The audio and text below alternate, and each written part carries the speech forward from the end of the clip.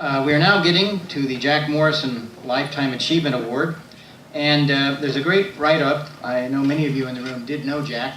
He served on the SFT board for many years, and he was a dear friend to many of us, was involved in lots of different fights. But there's a nice write-up on the inside cover, so if you haven't had a chance, please read it. But he was a great activist for many, many years and died too young.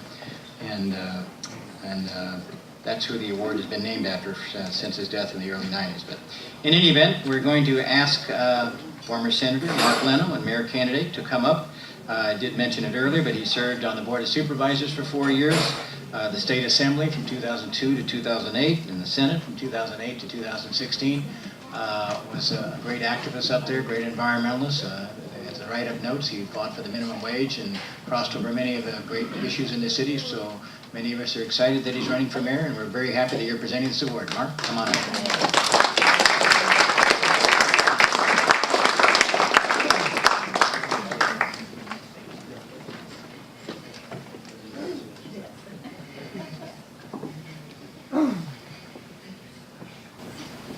Good evening, San Francisco tomorrow. It is a real pleasure to be here, and Jennifer, thank you for the invitation to be able to make this introduction.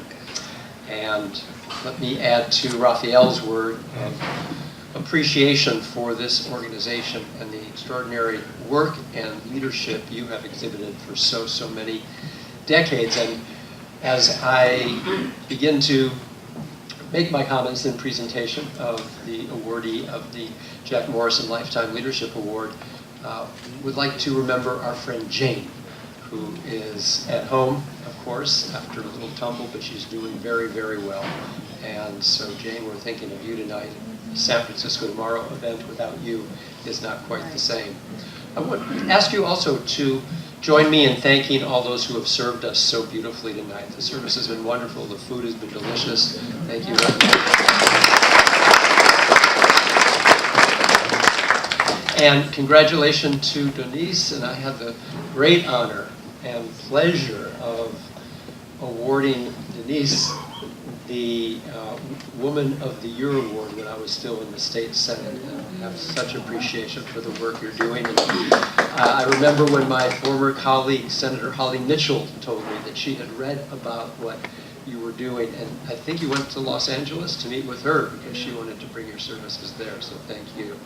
And Amy, I enjoyed our conversations through your campaign for mayor, and I am very appreciative of your invitation, and let's do that. I would like to go to the street with you and see the kind of work that you are doing, because we need to be doing things differently. We know that.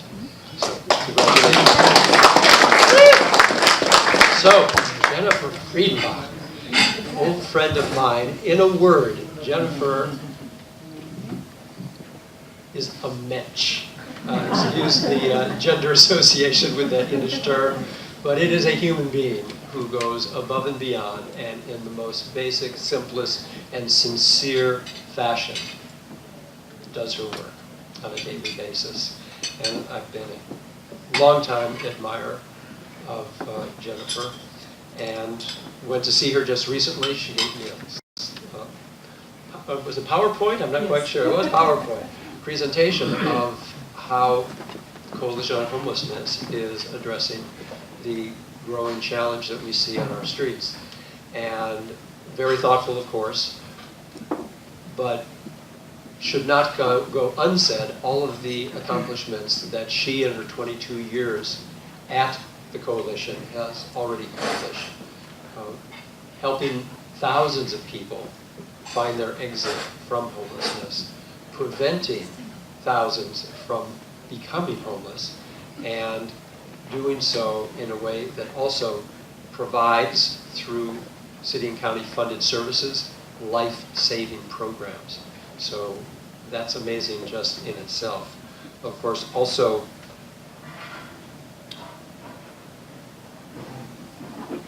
recognizing that we do have a growing substance abuse phenomenon on our streets. You know, we hear so much about what's going on in Ohio and Pennsylvania and West Virginia and other states with regard to the opioid epidemic.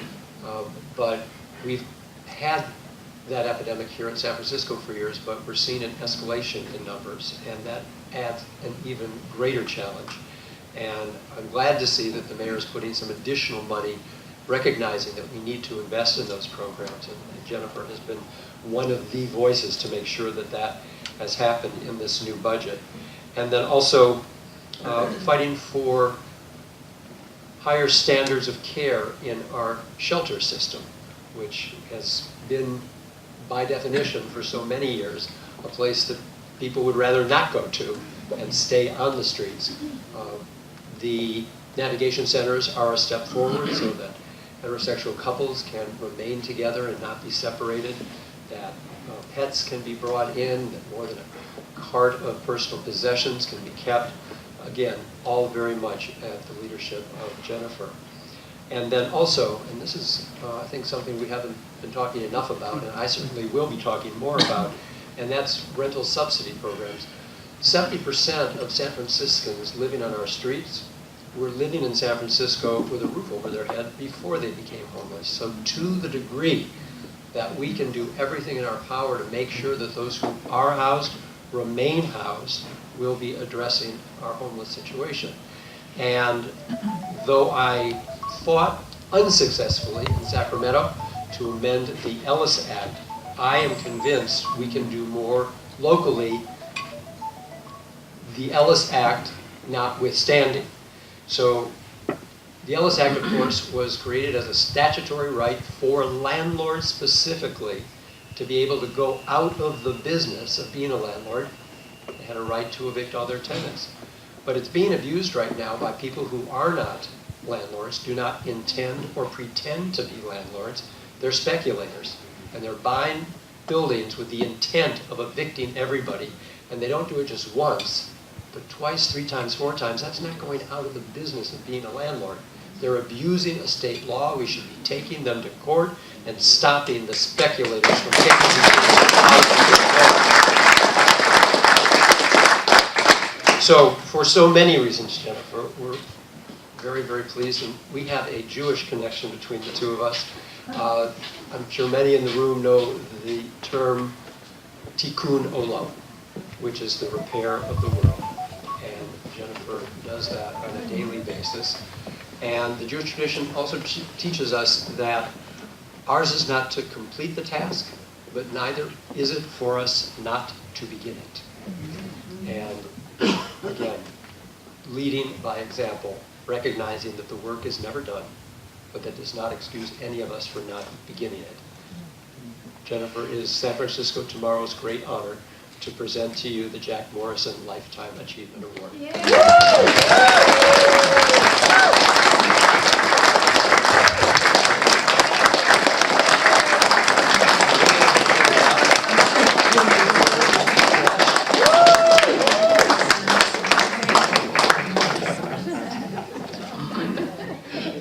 And before I give up the microphone, I would be remiss if I did not return the very generous comments of Raphael Mandelman. Yes, I had the benefit of being chair of the Senate Budget Committee when that rogue commission was trying to put a stake through the heart of our beloved community college of San Francisco. And yes, we were able to get some significant money to help stabilize our local community college as we begin to rebuild the enrollment so that we can get more money from the state. But Raphael was president of the Board of Trustees through those years. And I was so impressed with his accomplishments while he was there as president. He's still doing a great job with his colleagues on the Board of Trustees currently. But much of the thanks goes to Raphael's leadership, and I want to thank him for that. Now the microphone is on.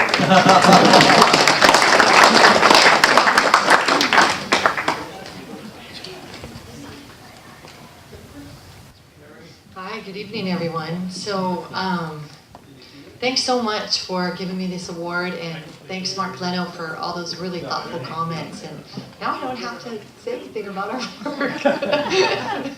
So, you know, talk about unfinished work, right? So, looking around San Francisco, and we have been able to accomplish a lot, but we have a really long ways to go.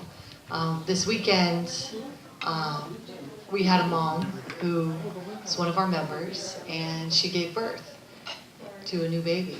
And she had another child that had club feet, that both feet were in casts. And she was coming out of one of our shelters. And this is the place that families go when there's an emergency. And she was frantic because she had just given birth and she was about to be, asked to leave the hospital at 11 a.m. And if any of you in the room have given birth, you know how difficult it is afterwards physically for your body. And then plus you have this fragile newborn that, really needs a lot of care.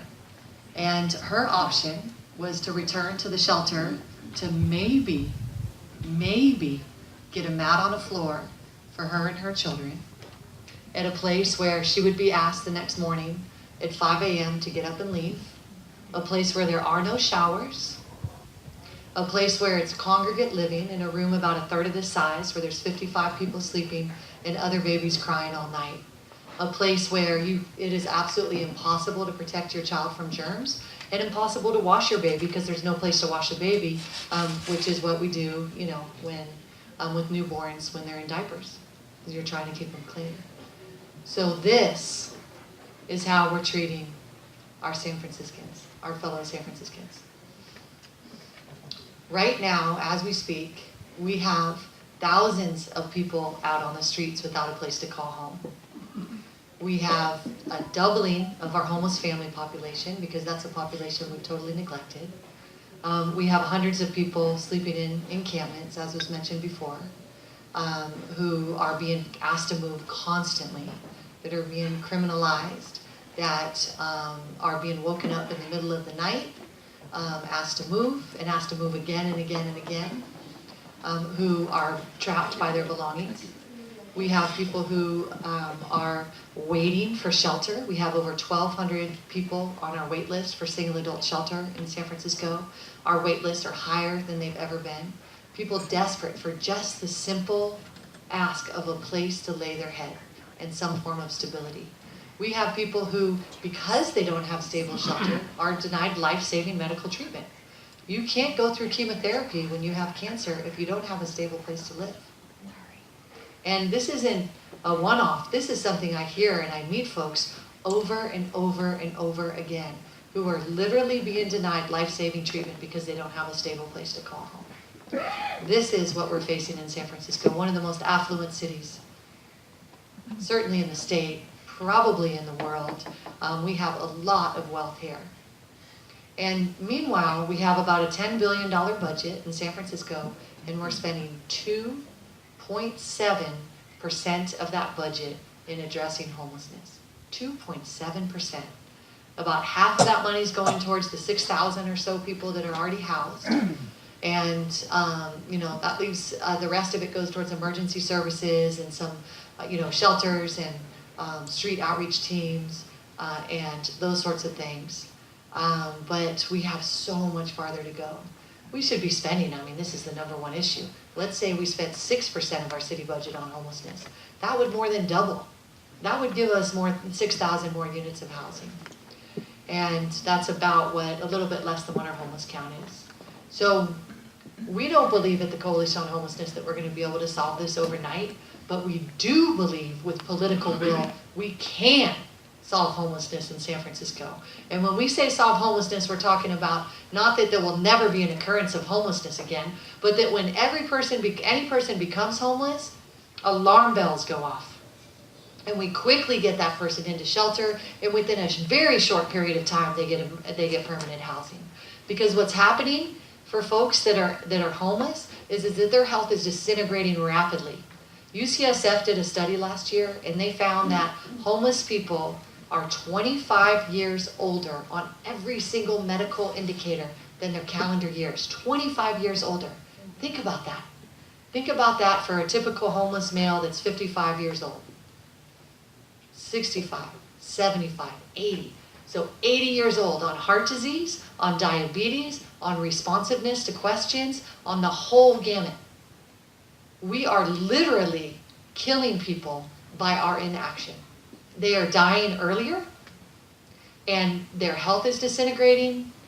They're being traumatized over and over again. They don't have access to treatment. So they're turning to drugs and alcohol, they're developing addictive disorders, and the longer they are on the streets, the more diminished their futures are.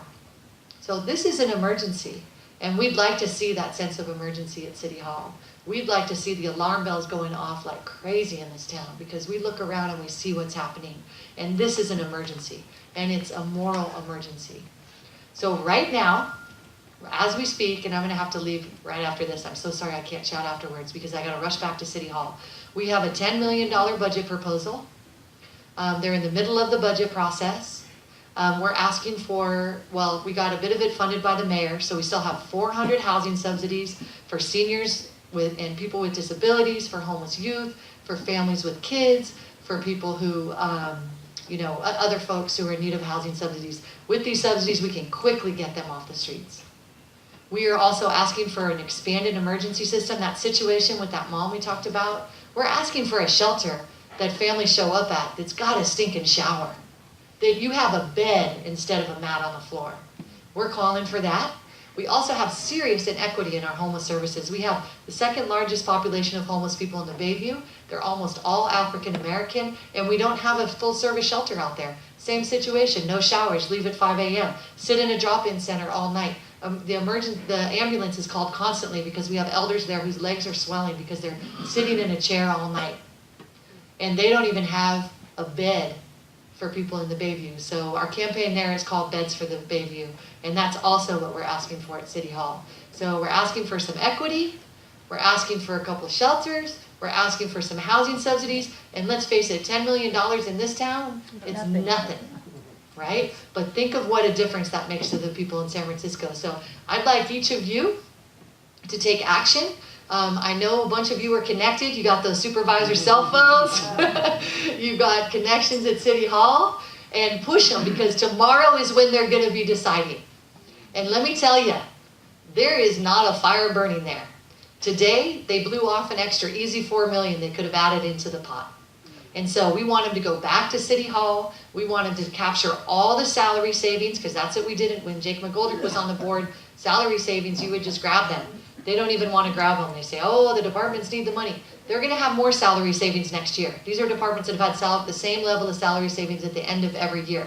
Every year, these big departments, people leave their positions, they have extra money, you accumulate the money. That's a great funding source. So with that amount of money, we could house 400 people. If we just take half of the salary savings from the big departments that have the same savings every year. That's $4 million, that's 400 households off the streets, right?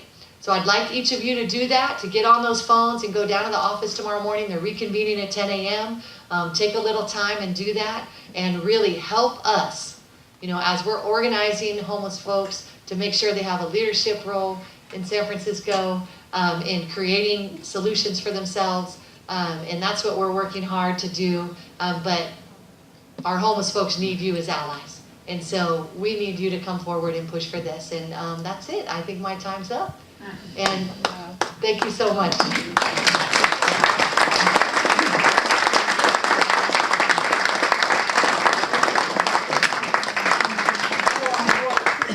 On the budget committee, because those are the 5 that have great control. Aaron's on there. Do you know who's got a score? So Aaron's temporary member because Jane Kim's out of town. Malia Cohen's the chair. The new supervisor, Jeff Sheehy, and Katie Tang. So those, and Norman Yee. So those are the supervisors on there, but all the supervisors have a voice. And it's going to be really important. We've got the more moderate supervisors especially need to get some pressure from you all. So, but thank you again.